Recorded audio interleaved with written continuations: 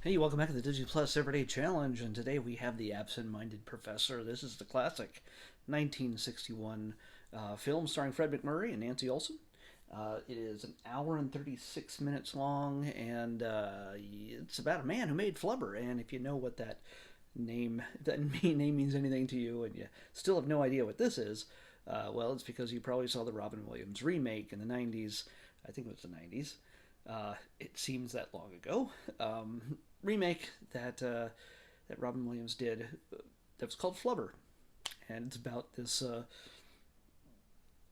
kind of gooey substance that bounces and creates energy, and it's the science is all over the place. It's definitely not a real thing, and the way it's used in this film and also in Robin Williams' thing makes absolutely no sense. But that doesn't matter. This is a fun, silly, just it's a good time. Everybody just sort of shines in this. It's kind of, I mean, it's Fred MacMurray who's a staple in just a ton of Disney stuff. I think the Shaggy Dog films and things like that. You've seen him once. You've seen him. You know who I'm talking about. Nancy Olson plays his fiancee, who he keeps forgetting to marry 3 times to the altar, and each time he is so obsessed with getting his working out the science to do something for a better energy source, and he always seems to it all seems to blow up in his face at all the wrong times, and she is just absolutely done with him. It, as we start to as we get to know them in the very start of the film. Of course, while he's ignoring his wife to be, or his hopeful wife to be, who he does love, apparently, he's absent-minded. He is obsessed with science and his projects, and even though he has a little old lady who helps remind him he's an assistant kind of thing, who takes care of him at home, as people did in the 1950s, I guess. Well, this is made in 1961, so late 50s, early 60s. You have that, especially if you're a professor. He's a professor at Medfield College. It's a small college that I think that name of that college is used in a number of different other Disney films. I could be completely wrong about that, but all those Kurt Russell movies, like the Computer Wore Tennis Shoes and other movies like that, I think that the name of this fake college is used. It's like created its own little universe of weird, wacky science comedies. And yeah, this holds up really well despite being absolutely very dated. It's in black and white. There have been colorized versions done in the 80s and then again in the 90s just to improve the look and everything. But on Disney Plus here, it's in black and white, and it looks perfectly fine. It has none of the special effects, digital wizardry that Flubber had with Robin Williams. So a lot of this is people bouncing on wires and just some fun little camera tricks, especially in making use about moving the flubber around. It's all I don't even know how they did it, but I'm sure it's the stuff they used back then. So I'm not going to go into that. I'm not going to go into describing it. I'm sure there's probably some sort of documentary about it somewhere. But what this is, it's mainly about the cast and mainly about how this story rolls out, which is just really weird. Obviously, we get a situation where this absent-minded professor decides that after he's now discovered this thing, he wants to do it to impress the girl that he lost and get her back. And so Nancy Olson, who plays Betsy is her name. Betsy is already she has this other professor that always is hanging around her, hoping for an opening to sneak in there and get some Betsy's attention. This guy is singing humming the wedding song whenever he drops her off at the house. He's pretty much friend zoned, but he thinks he's got a shot here. But especially since why can't I say his name? Ned? Fred MacMurray is pretty much, he is not very, let's say, attentive. So, so I'm gonna just keep calling Fred McMurray. But he tries to do all these different things to impress the girl, and one of the biggest showcase pieces in this is when the college he works for is going up against the college that his rival uh, teaches at, and it seems like a really uneven match. Like the Medfield team is just like these normal under 6 foot guys, and everybody on the other team is seems like they're almost 7 feet tall. Like, but somehow the the son of the biggest donor, Alonzo Hawk, played by Keenan Wynn. I wonder if he's related to Edwin. Edwin also makes an appearance in this. If you know the name Edwin, well, you know when he shows up. He's the police. He's the fire chief that you see towards the end, and his voice is unmistakable. And he is in a ton of Disney films throughout this era. Tommy Kirk plays Biff Hawk. So Tommy Wynn, you might know him from the Swiss Family Robinson and Old Yeller. He's a college kid in this one, and he's the one who I'm giving away a lot of stuff here. So if you really honestly, you should see this movie. I highly recommend it. It's one of the classics. But yeah, it's I'm spoiling a number of things in this already.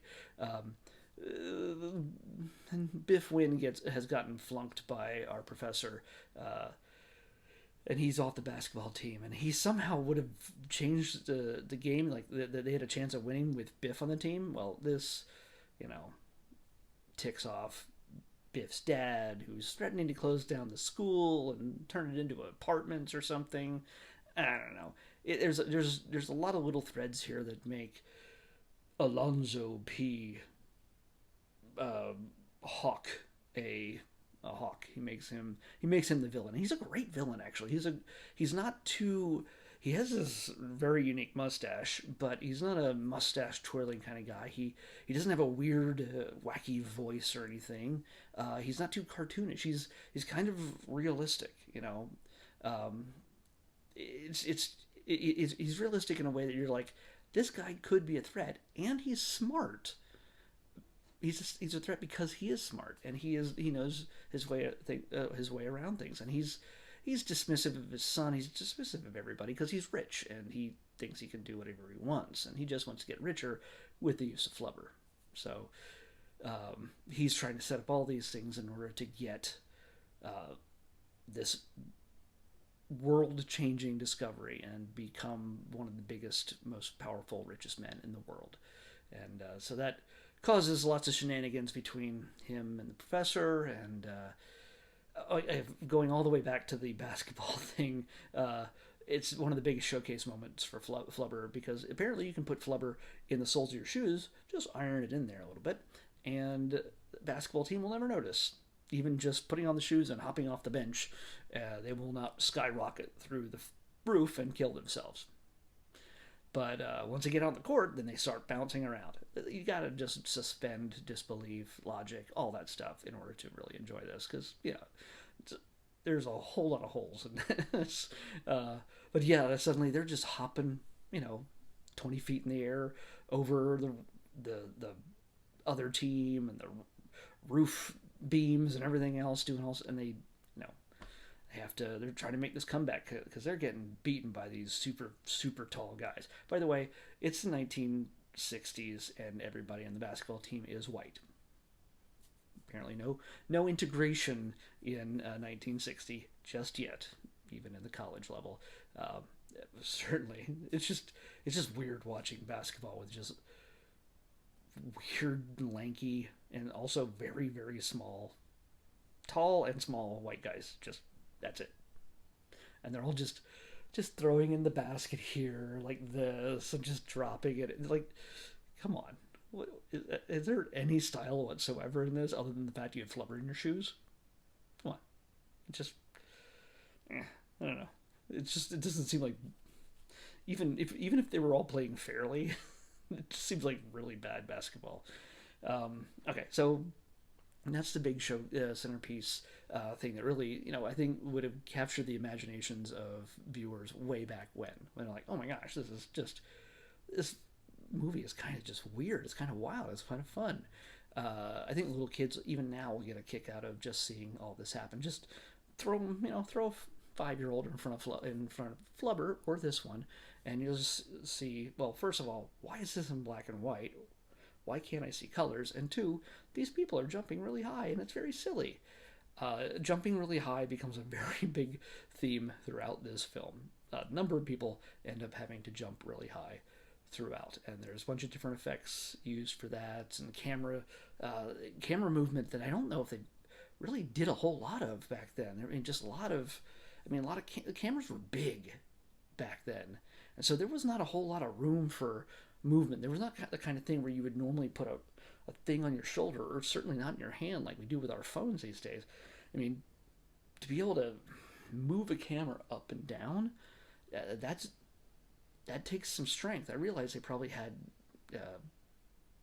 things, dollies and things like that would have helped that, but it wasn't common movement, so that kind of technology probably had to be created in order to make these kind of movements happen. Unless there was another movie they already did that with, and they just took advantage of it. I don't know.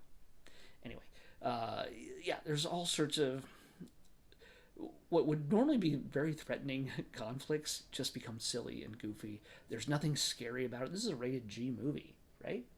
If it even was, no, I don't even think it was G. I think it says that it's G, but of course I don't think there was a rating system in this sense back then, at least for this type of movie. And then kind of the big battle is resolved, and then you get what's his name? We get the professor trying to get his invention to the right people so that it can be used for good. Well, apparently it's the government. And yeah, there's so many things just watching this. You're like, if you juxtapose it with today's politics and everything else, it becomes even funnier. There's a point where they're flying over Washington, D.C., the professor and Betsy.